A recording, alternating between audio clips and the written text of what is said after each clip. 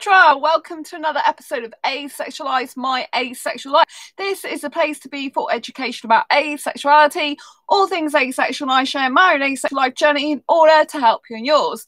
If you haven't already subscribed, please hit the great big subscribe button below right here, right now. Please hit that bell icon to get notified of every time I go live right now, post a new video. And don't forget to give this video a thumbs up if you find the content useful, helpful, insightful in any way, shape or form, or just want to give this channel some love. I really do appreciate it from the bottom of my heart.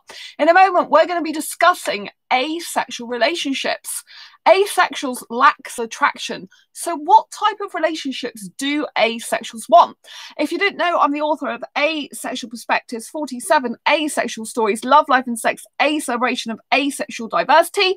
And this month, July, is Asexual Perspectives Awareness Month, which is why I wrote the book. So Asexual Perspectives Awareness Month is all about celebrating our diversity across the asexual spectrum and our differences within it. That's what the book represents, and that's what this month represents. And every year in July, I discuss topics to do with love, life and sex that asexuals have spoke about in this book. And I read excerpts from it. So let's get stuck into today's video. So today's video, we're talking about relationships and what type of relationships do asexuals want, considering we don't experience sexual attraction, right? So Adelaide's story is basically I ask each person, are you currently in a relationship? And if so, is it with another asexual? If yes, do they identify the same as you, or how do they identify? Or is it a sexual person, and how is either working out? And then I asked them another question. If you are not in a relationship, would you like to be in one? And if so, why? And what type of relationship? Romantic, platonic? What would your ideal relationship look like? And would you be in a relationship with a sexual person or not? And reason why? So first of all, we have to establish if this person's in a relationship, and Adelaide is not. So this person, Adelaide, says, I would like more of a life partner. Oh, hi, Liam. Liam says, hello, beautiful Sandra. Oh, hello, Liam. Lots of love to you. Lots of love. Nice to see you. So, yeah, Adelaide says, no, they're not in a relationship. And they would like more of a life partner, someone to do things with and raise a family with. But I don't need more. I would not be against being in a relationship with an allosexual person or an alloromantic person. But there would have to be some compromises being made, both on my side and theirs. So some asexuals, despite the fact we don't experience sexual attraction, some asexuals will have sex for children. Some asexuals will just have sex anyhow. And so an allosexual means all sexual, so it means someone who isn't asexual. And alloromantic means someone who's all romantic. Basically, it means they're not non-romantic. So this person is saying they would consider a relationship with someone who was sexual, who was romantic, but they want a life partner to raise kids with. So that's one asexual perspective. Now, if we move on to someone else in this book, I can relate to one of these stories really well, actually. So yeah, this is Zoe's story. So Zoe is not currently in a relationship, and I really loved her answer. So this is Zoe's story. I would like to be in a relationship, even though I've been solo for years and like my own company, I do get quite lonely sometimes. My ideal partner, this is what I liked. My ideal partner would be my best friend, confident, companion, love of my life, soulmate, and absolutely asexual. Never again will I have a relationship with a sexual. Never again will I be in a situation where I'm coerced to have sex in order to keep a relationship. Like me, my partner will want and need the same type of affection as I do. My ideal partner would also be introvert like me. This is important because I need someone who understands when and why I need a break from peopling. My last relationship was with an extrovert, and we had many arguments about my being antisocial. My ideal partner would also be understanding about mental health issues and will know to give me time and space when I am in one of my down cycles in my bipolar depression. And I will gladly return the favour if needed.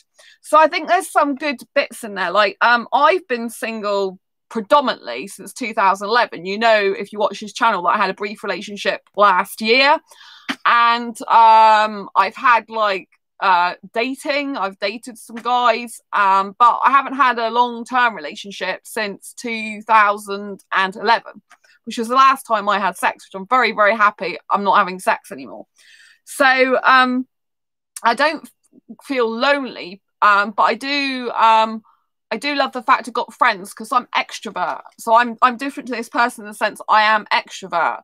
But I have some introverted tendencies, but I do need to go out sometimes. I can't stay indoors all the time, even though I do stay indoors a lot of the time. But what I really love about this is they're looking for a best friend, confident companion, love of my life, soulmate, and absolutely asexual. And I always say I'm looking for a best friend, soulmate, and love of my life. You know, I don't just want a boyfriend. I literally want a soulmate for the rest of my life. That's what I'm ideally looking for. And I realise it's going to take a very long time for me to find that person, because I think soulmate's very different to just having a boyfriend. A boyfriend could technically be temporary, and you don't have that necessarily such a deep connection with them, you know. But I want someone who I'm spiritually connected with, as well as emotionally and mentally and romantically and aesthetically. And you know, I do love affection. Now, this person says they love affection, and I think it's really important to note that some asexuals absolutely adore affection.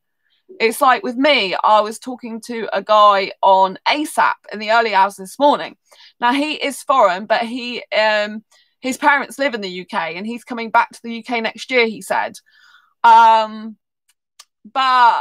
yeah, so it was, you know, like, but he is into cuddling and hugging more than kissing, and I really have to have kissing in a relationship. It's just one of the things I love to do, and I like to express myself like that. So, you know, different asexuals have different levels of affection. Sorry, I'm getting stuff in my eye here. Different levels of affection.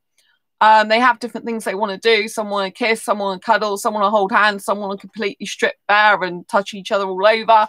So that's why it's hard to get an asexual match as well. But I really do want an asexual guy. You know, I can't really see me be happy with a guy who's not asexual, because, you know, the pressure to have sex would just be like way too much for me, you know, and I'd be always worried, I think. And I don't think I could totally 100% trust him either. So, for me, that would be very difficult. But I think maybe I would be more suited to someone on the more sexual end of the asexual spectrum, because I love kissing so much and the intimacy of that. But again, like I'm talking to more great asexuals lately, which is good in a way. But again, you know, there's an imbalance between, you know, like the fact I like kissing, and they either don't like kissing as much as me, or they like the other touching stuff that I'm not into. So it's kind of hard, I think, being asexual, but I think it's most important to wait for the right person and to make sure you're compatible. And again, you know, like I do understand introverts. You know, I'm not introverted, but because I have introverted tendencies, I do understand that. And I know some introverts, they do get very drained being around people. It zaps them of that energy, whereas me, I come alive when I'm around people.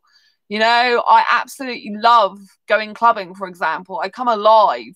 It's part of my soul. I love dancing, though. It's not just because it's a club, it's the dancing I love, you know. So every asexual is very different. Liam, different asexuals want different things. Exactly, Liam. Different asexuals do want different things. And there's a lot of stereotypes that asexuals, you know, don't, you know, there's a lot of stereotypes, particularly bisexuals, that, oh, well, if you're asexual, you don't have sex, then, you know, you just want a friendship. And it's like, it's not like that, you know. I've got very, very, thanks for the thumbs up, I've got very, very strict boundaries between who I have as my friends and what I do with my friends, and then what I would do in a relationship, or if I was dating a guy. I do not tongue kiss my friends. I have no plans to ever do that, and would never ever want to. That would be gross to me. I don't tongue kiss friends. You know what I mean? I want to tongue kiss a boyfriend and a life partner, a soulmate. Which I want a soulmate and life partner. I don't just want a boyfriend, you know. But I don't do that with my friends. I don't go and cuddle my friends either. But I know some asexuals do cuddle their friends, you know. But I do understand that this person, you know, although they appreciate their own company, they do actually want a relationship as well. And that, you know, that's kind of how I feel. I love being single, but I love kind of the relationship as well. But I think, you know, you've got to really get to know someone first. And I do understand that a lot of people do have mental health issues as well. You know, I mean, I have my own disability, fibro, which I manage really well, but it literally can be a pain sometimes, you know? So I need someone who's quite understanding that, because although I do love cuddling and kissing, it can hurt if a guy's got his arm around my neck, which might be why I like kissing even more, because, you know, like kissing, I can have my body quite free and be kissing a guy on top. Whereas with fibromyalgia, if someone puts their arm around my neck, even though I like that in romance terms, it can hurt me. Do you know what I mean? So for me, it's kind of like less painful in some ways to do the kissing with having my body free. Do you see what I'm saying? So, you know, a guy would have to work with me with that. But I can't be on top all the time because it's too much pressure on my arms, because you really have to be muscly and quite strong to be on top kissing. So I'm quite muscly, but, you know, it does take its toll after a while. Anyway, Joe. Let's see. Is Joe in a relationship? So Zoes Story. I am not, and doubt I will ever be again. If I ever did have another relationship, it would have to be with an asexual. I miss having a reliable companion for adventures like camping, board game, dinners, etc. But at my age, it's difficult to find new friends who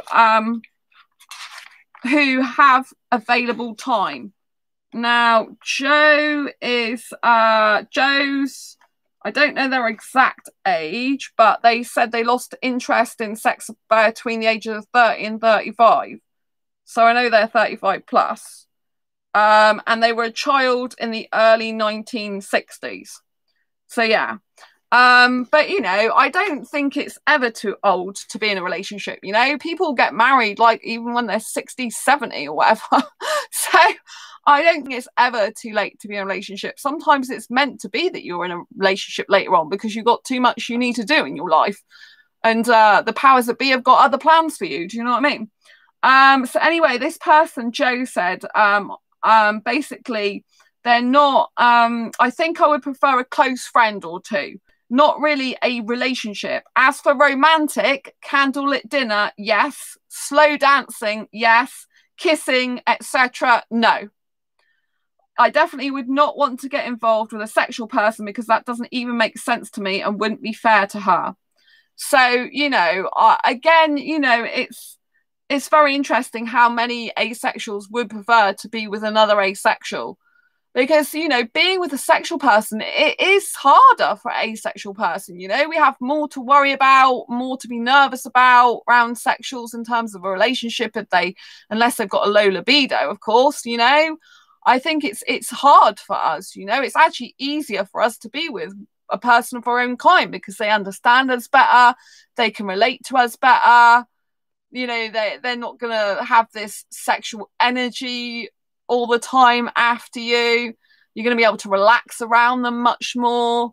In my personal experience, just from holding and, you know, organising and running asexual meetups for over 5 years myself, you know, I just love the fact that the people come.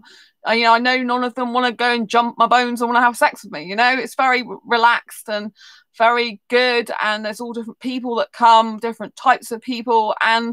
But we all have this one commonality that we don't want sex. Do you know what I mean? And we can really relate to each other. And it's really, really beautiful to be around people of your own kind. And I think really, if you're asexual, to get a soulmate, a proper soulmate, really you need another asexual person because they fully understand you like no one else. Liam, sadly, we're a rare orientation. Yeah, Liam. It is difficult, you know, because we are more likely to be in a relationship with a sexual person because we are in the minority. But like I've said before, you know, asexuals need to move or find someone who move to them to be in a relationship. That's a naked truth, if you pardon the word. You know, that is the truth that people don't want to hear, but it is the truth, you know. So you either have to move or find a mover. If after 20, 30 years you can't find anyone to move near you, you have to ask yourself, how much do you want a relationship? Do you want to be the person that decides, right, I'm going to change, I'm going to be the mover instead, you know? So I mean, I love where I live. I couldn't be more happier where I've chosen to live. It couldn't be in a more better location for me. Everything I want is here. Apart from I don't have the guy. So, but you know, I have everything else. So if you talk about minorities compared to majorities, you know, I've got a majority of things in here in my life is fine. It's just one thing I don't have, and I can be without a guy anyway because I quite love my single life. Liam, extreme minority. Yeah, I mean, we're 1% of the population, so that's 1 in every 100 people. That's still thousands and thousands of people. So I just think a lot aren't out about being asexual. That's the problem. I think there might be more like 2 or 3% personally, but you know, a lot of people don't even know about asexual and don't know they are. You know, where this recent dating group I'm in, entrepreneur dating group, I found a guy on the asexual spectrum there. He's not suitable for me. He's not my type. And I found a woman who just realised she might be asexual. Well, she said that's me, but I never knew there was a word for it. So she's gone and bought my book and she's reading that at the moment to double check she is asexual. But she's like, oh my gosh, I didn't realise there was anyone else like me, you know? So we have to understand that there are still a lot of asexuals out there, but it's just harder because there are less of us than the rest of the sexual population. And obviously, you know, then you've got the added complication of, you know, like if you're only attracted to one gender, which I'm only attracted to guys, that rules out all the women and every other gender. And then, you know, and then, like I said, some asexuals like want more physical affection than others. Some don't like kissing whatsoever, others do. So it really depends, you know. But I can't be in a relationship where I wouldn't be happy just for the sake of a relationship, you know? Like, I'm talking to more guys at the moment, more guys in the UK than ever before. I'm talking to someone on Facebook.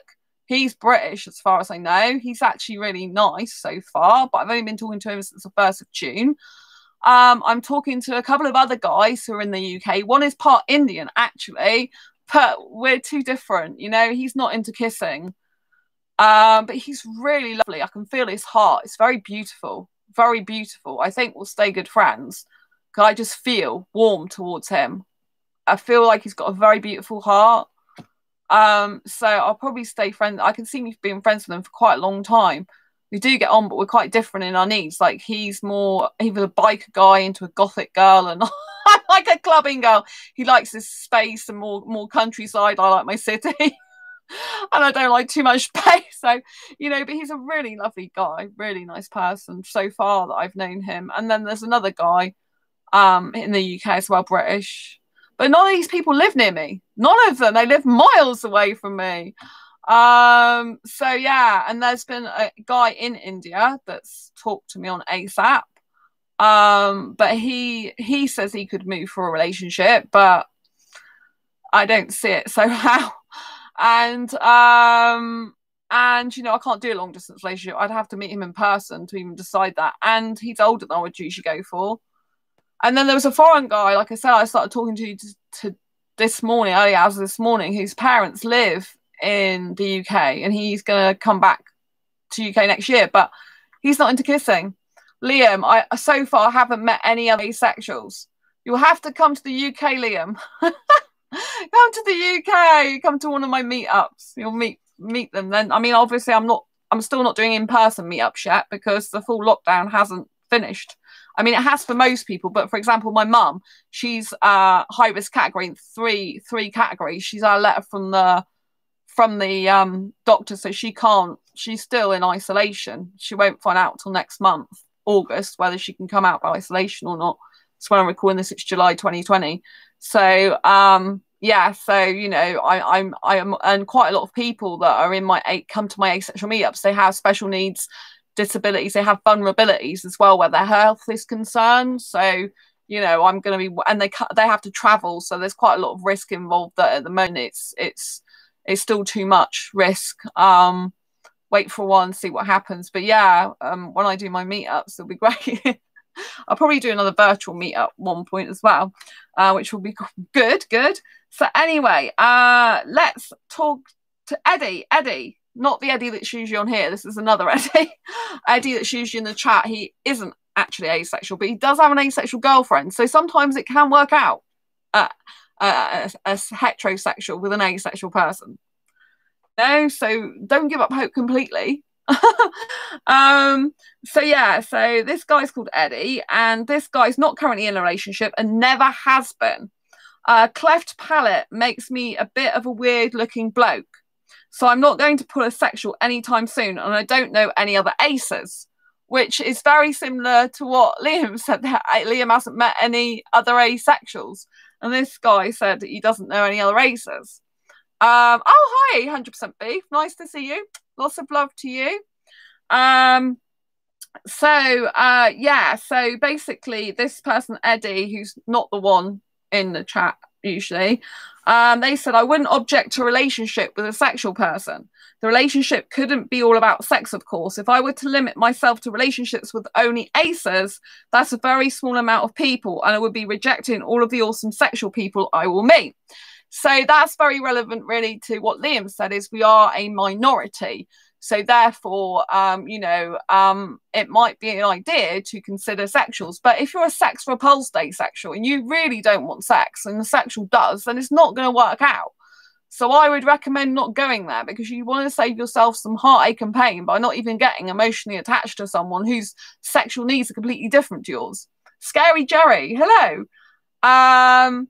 Same here, Liam. I've not met any others. Oh, well, at least you're meeting me over here online. But yeah, I know it's very difficult. Yeah, I meet asexual. So I hold asexual meetups in the UK, in my city, and people travel hundreds of miles to come to my city in the UK, which is in Devon. So it's not in a central location. Like London is the centre, the capital of the UK. It's not in London.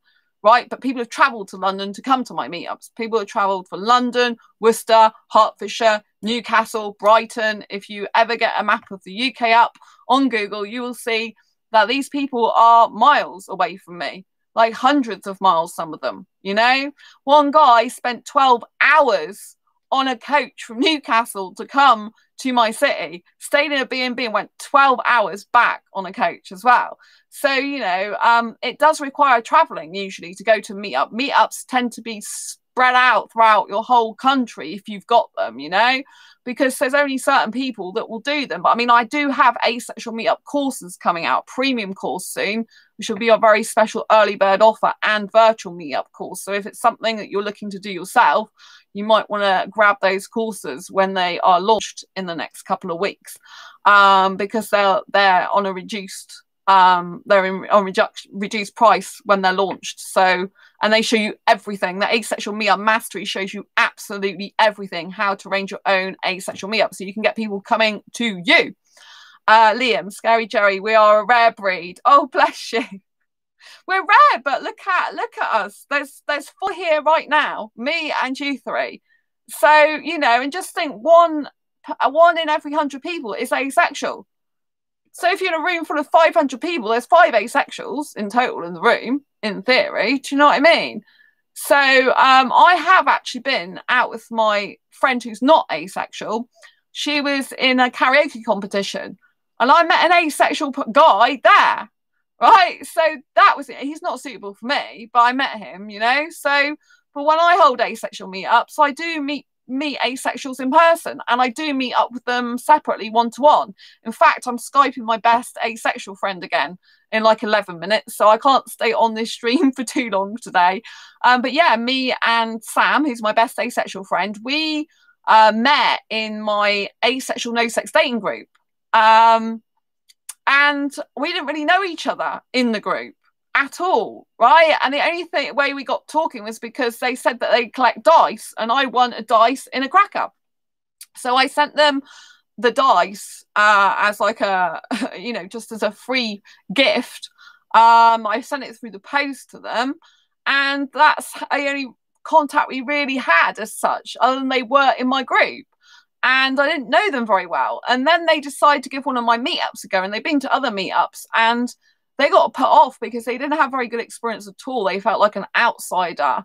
If you've seen the UK Asexuality conference talk I was in, which is how to arrange an asexual meetup, I did a course there, which is all the basics of how to arrange an asexual meetup. The courses I've actually created, which will go live in the next couple of weeks. They are full on like video training courses. The Asexual Meetup Mastery is over 70 plus courses. It took me over 6 months to create that for you. So it's massive, you know, really huge. Like everything I do, it goes into every single little thing, everything I say to people to persuade people to come to my meetups, how I get them from far and wide, what platforms I use, where to go to get people, asexuals, to come to your meetups, how you to speak to them, what to say. It's kind of crazy, but it really works. And so I'm really looking forward to that, because it'll enable more asexuals to connect with each other. The more meetup organisers we have, the more obviously asexuals can come together. You know, the more we can connect with each other. So it'll be really, really good. And yeah, so Sam came to my meetup. That's 2018. Was when they came to my first meetup before the UK Asexual conference. And yeah, we literally like spent the whole weekend together, because they stayed in a hotel in my city. And after 3 whole days, we became best friends. Like, I totally trusted them. I never trust anyone usually, not fully. And it takes me a long time to trust someone, even half the amount I trusted Sam in the beginning. I just trust Sam totally. Like, it's never happened before in my life. I've never trusted someone just like that, 100%. In 3 days, 3 days, never ever happened. But yeah, I trust them with my life. They are amazing, you know? Liam, you're a hardworking woman. Thank you, Liam. Yeah, I am hardworking. I will agree with you on that. Yeah, I mean, the Asexual Meetup Mastery over 6 months it's taken me to do. So, and I'm currently working on the page description and the video to go with it. But there's going to be like a video like you've never seen before, because it's going to be like a personal life story in how I came to do the course, and everything that you know, it's just incredible. And I thought, you know, most people do it if they're selling a product, they do like a little mini sales video. I do this epic video, which is why it's taking me weeks rather than a few days. I'm like, oh, I can't, because I want to tell my personal story. I want to just be a sales person, you know, just selling. So I want people to understand the reason why I create these courses, which is for bringing more asexuals together. You know, we need more meetup organisers so more asexuals can meet. Like you say in chat, you haven't met any asexuals yet. The only way we're going to have more people meet each other is if we have more meetup organisers, whether that's online or offline.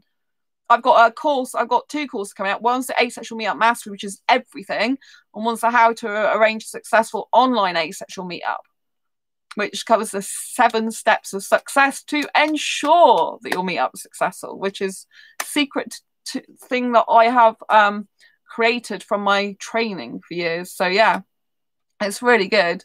I've never met yet, but I trust you. Oh, bless you. Thank you, Liam. Thank you.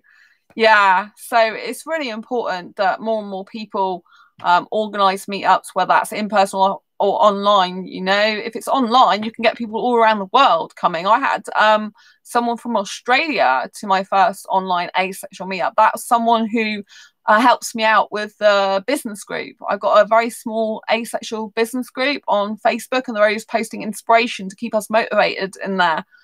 And I've never ever seen her before until I did the virtual online meetup. I had 15 people attend that online meetup.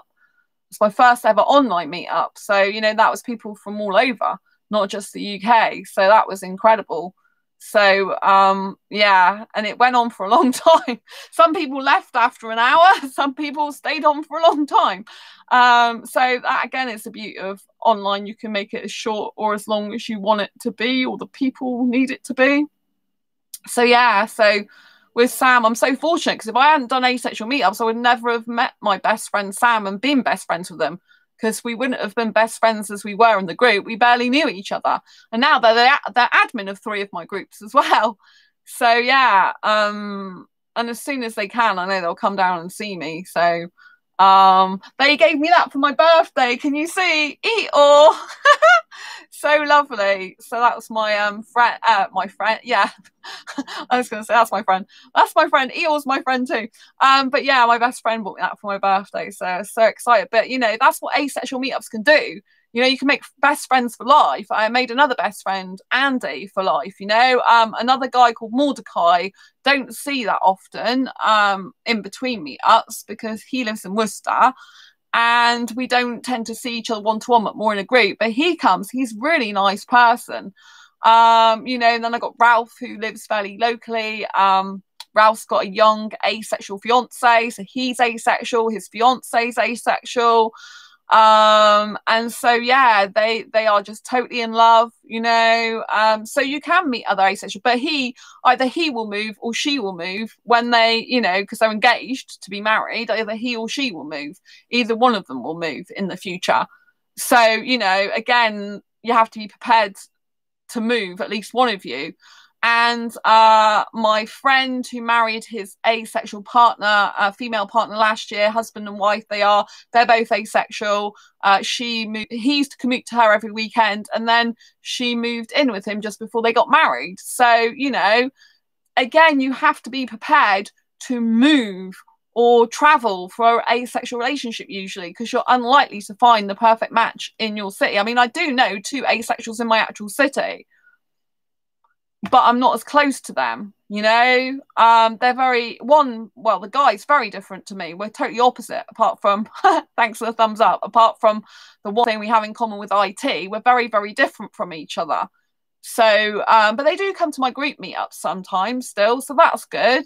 And then I have a female asexual friend as well that used to come to my meetups, but she's got like chronic fatigue syndrome, so she finds it a bit difficult now.